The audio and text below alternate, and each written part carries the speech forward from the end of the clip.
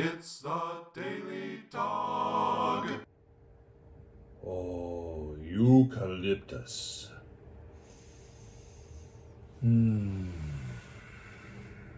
Greetings. Welcome to the 72nd hour of Tuesday, November 3rd. Wow, it feels like that. Today is actually November 5th. It's about 3:30 in the afternoon, and the presidential campaign is still going on.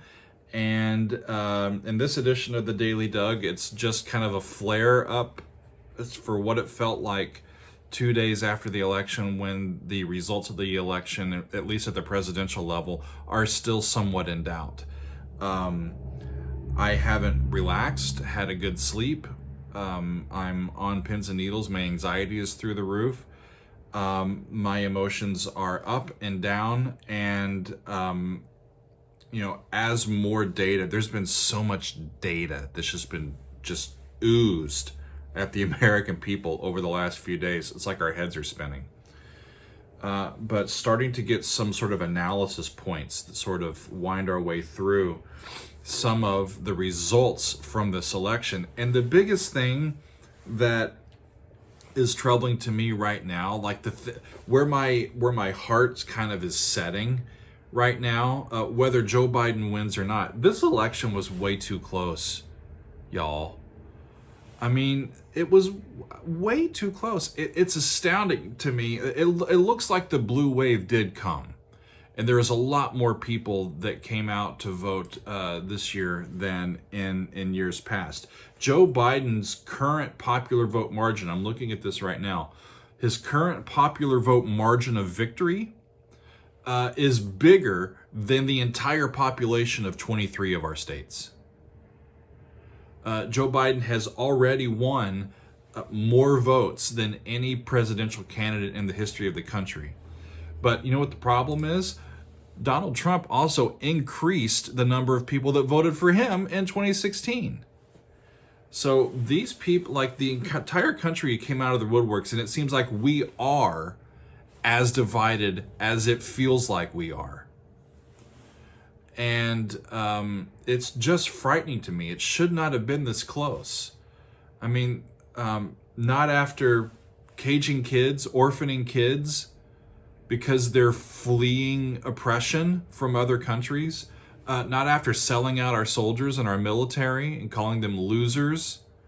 Not after botching the coronavirus pandemic. And at this point, there's over 230,000 people dead. And the day of the election, and then the day after the election, and probably today too, we've set daily records for the number of overall cases. It's the worst and most widespread that the virus has been, and we're 7 months into this, right? It shouldn't have been this close. Not after violating virtually every law on the book, on the books. Every day of this presidency, he's broken some law, from emoluments to the Hatch Act to tax fraud to bribery to just being a giant ass, right? Which isn't breaking a law. It shouldn't be.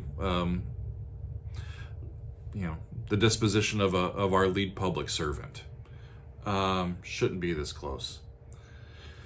But we'll see. I mean, why was it this close? I mean, here's where I am with this, and I haven't even done my hair today, y'all. This is where we are.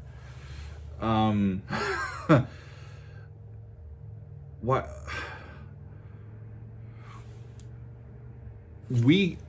I understand from some of my Republican friends how difficult it may be to completely throw away your entire life's sort of personal identity as a political person, right? If you've grown up a Republican and you're in your 30s or 40s and I'm a Republican, that's what I do, right? And the thought of not voting for a Republican and voting for a Democrat is potentially scary, something that you probably had never even really considered.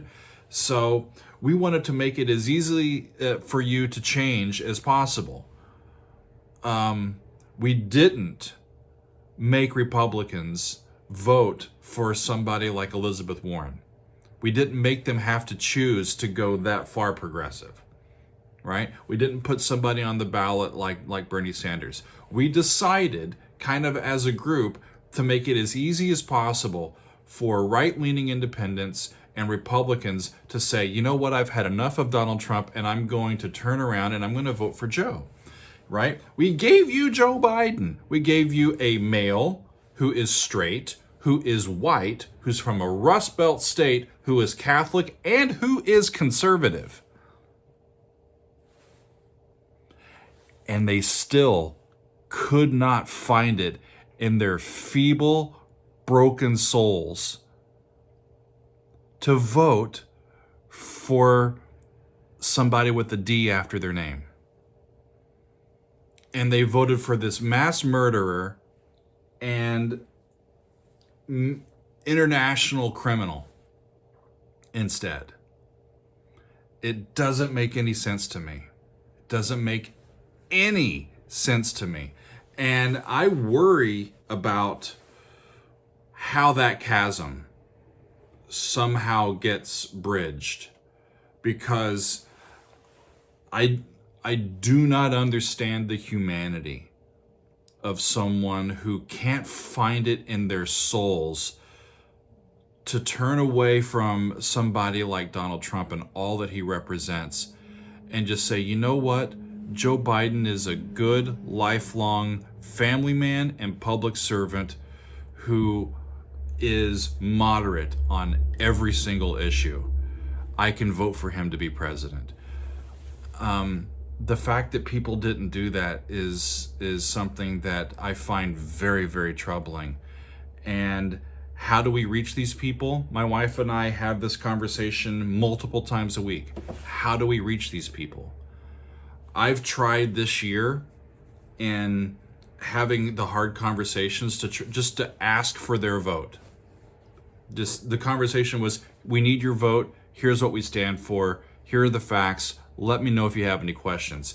And my conversations that have been like that have proven fruitless.